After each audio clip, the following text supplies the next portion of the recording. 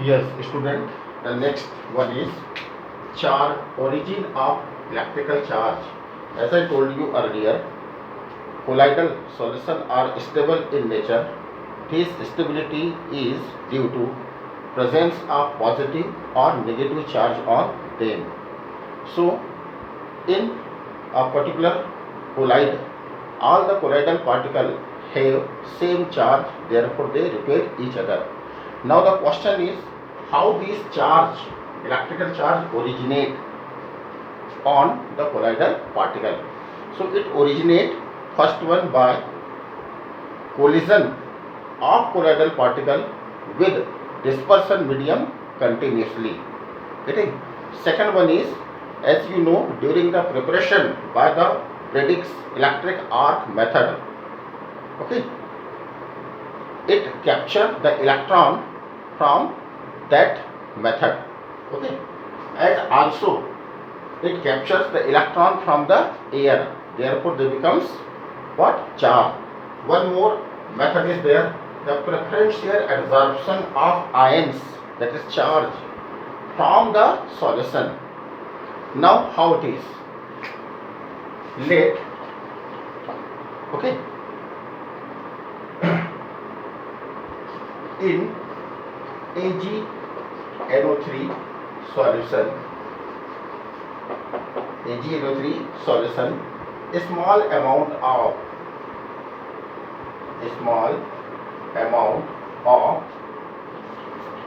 Ki solution is added. Okay. Then PPT of AgI will form. Okay, will form. But as Ag cation, okay, remains unreacted, it absorbed by AgI PPT, forming AgI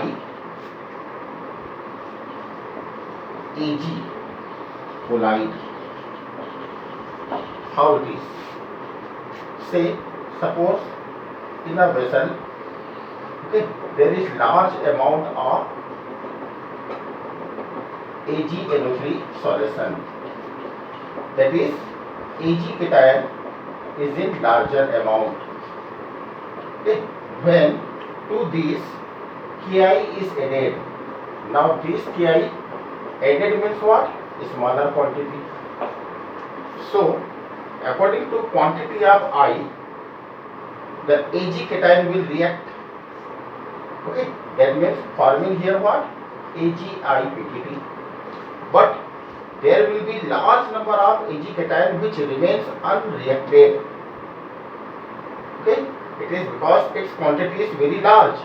So large number of Ag cation will remains in the solution, and this Ag cation will form layer above the AgI PPT. You can understand it like that. Say suppose this is AgI PPT, okay, and now being the Ag cation which is remains unreacted because in larger quantity, it will form the first layer. This first layer is known as fixed layer. This is called what? Fixed layer. Getting? Now what will happen? There is what? NO3 ion also present. So this NO3 ion will form second layer above the first layer, that is this one. Okay, there will be what? NO3 anion, and this NO3 anion layer is continuously moving. Therefore, this is called mobile layer. Getting? Now there will be two layer. One is what? Cationic layer and one is anionic layer.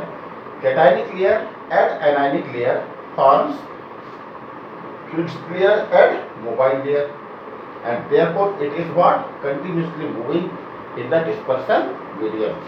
Similarly, if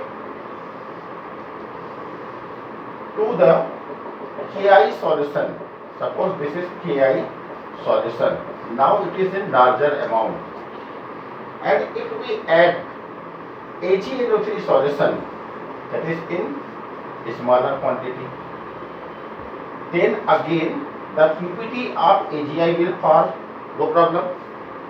But when the quantity of I anion is higher, okay, and there will be large number of I anion remains what? Unreacted. Okay. Large number of I anion remains what? Unreacted. These I anion will form layer above it, like that. That means now there is what? AgI, and around it there will be I anion, because now it is in larger quantity. So it will form fixed layer. It will form fixed layer, but after this the K cation is also in large amount.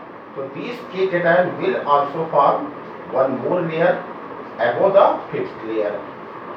This is known as what? Mobile layer. Mobile layer. Okay. So now there will be development of potential difference takes place, okay, due to formation of two opposite charged layer above PPT.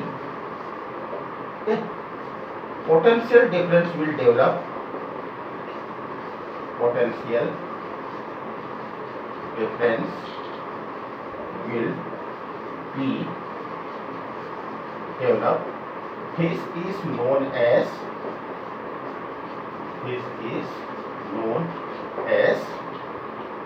what? Zeta potential. Zeta potential. Student, very simple. Actually what? When the reaction will take place, AgNO3 plus Ki, okay, it will form AgI plus KNO3, but still it is in what? Larger quantity. It is in larger quantity. So after forming AgI and KNO3, there will be large number of Ag cation plus large number of NO3 anion will remains in the solution. Similarly, in this reaction, the same product will form, but in the product side there will be K cation, like here Ag cation, and I anion, like here NO3 anion, will remains in the solution, and this is why the colloidal solution are stable in nature and shows zeta potential.